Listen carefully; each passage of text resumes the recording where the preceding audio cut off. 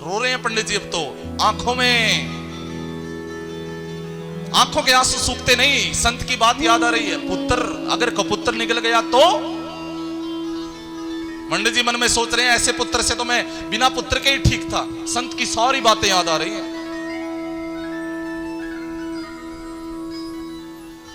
पंडित जी मन में सोच रहे हैं मेरे स्वर्ग जैसे बैकुंठ जैसे घर को मेरे इस पुत्र ने नरक का अड्डा बना दिया, और मेरे मन में इतना प्रबल वैराग्य नहीं है कि मैं वन में चला जाऊं, और मैं घर में रहूं तो रहूं कैसे? मेरे इस पुत्र ने घर को नरक बना दिया है। पछतावा कर रहे हैं पंडित जी, बड़ी दुखी है, बड़ी चिंता में, बड़ी कष्ट में है। और उनके पास गोकर्ण जी महाराज का आगमन हुआ। गोकर्ण जी कहने लगे, पिताजी, हे पिताश्री, आप क्यों रो रहे हैं? क्या चिंता है आप? क्या कष्ट है? मुझे बताओ, हो सकता है मैं आपके दुख को दूर कर दूं। पंडित जी ने कहा, क्या बताऊं महाराज, क्या बताऊं पुत्र? मेरा ये दुराचारी पुत्र दुंदुकारी बड़ा दुरात्मा है। अरे दिन भर जुआ खेलता है, शराब पीता है, वेश्याओं के साथ में गमन करता है। अरे मेरे घर में ये ब्राह्मण होके सुरापान मदिरापान करता है। इसने मेरे घर को नरक का अड्डा बना दिया है। व्यभिचारी, ये दुष्ट नीच पापी, मैंने कभी स्वप्न में भी नहीं सोचा था कि ये ऐसा हो जाएगा। और मेरे मन में इतना प्रबल वैराग्य नहीं कि मैं वन में चला जाऊं, जंगल में चला जाऊं, भगवान की भक्ति कर लूं, और यहां रहूं तो रहूं कैसे? मेरे इस पुत्र ने मेरे इस घर को नरक बना दिया है। गोकर्ण ने बड़ी सुंदर बात कही सज्जनों, क्या? हे पिताजी, वन में जाने से होगा भी क्या? अगर वन में जाने से भगवान मिलते तो गीदड़ का शेर का जन्म तो वन में ही होता है। कुत्ता बिल्ली सांप तो वन में ही रहते हैं। वन में जाने से होगा भी क्या? हो सके तो मन को वन बनाइए।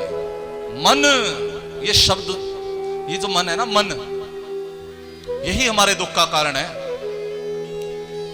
ये मन ही हमें चैन नहीं लेने देता। कहीं भी बैठे मंदिर में या कथा पंडाल में ये मन पहुंच रहा है दिल्ली, ये मन पता नहीं कहां पहुंच रहा है।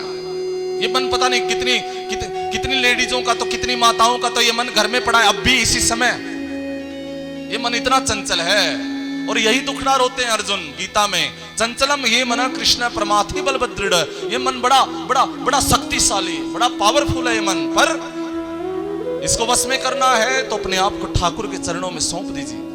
गोकर्ण जी कहने लगे, मन को वन बनाइए। क्यों? मन एव मनुष्यानाम कारणम बंध मोक्षय बद्धम तो विषयासक्तम मुक्तम निर्विषयम मना। मन ही बंधन का कारण है पिताजी, और मन ही मुक्ति का कारण है। ये मन अगर संसार में लगा हुआ है तो हम बंधे हुए हैं, और यही मन गोविंद के चरणों में लगा हुआ है तो हम जीते जी मुक्त हैं, जीते जी मुक्त।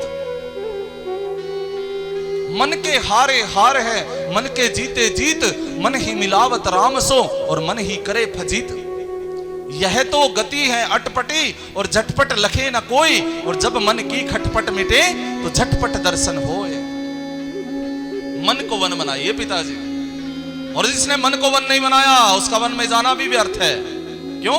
मन में अगर भगवान की छवि नहीं प्रकट की तो वन में जाकर होगा भी क्या? कुछ नहीं होने वाला, खाली पेड़ पौधे दिखाई देंगे आपको।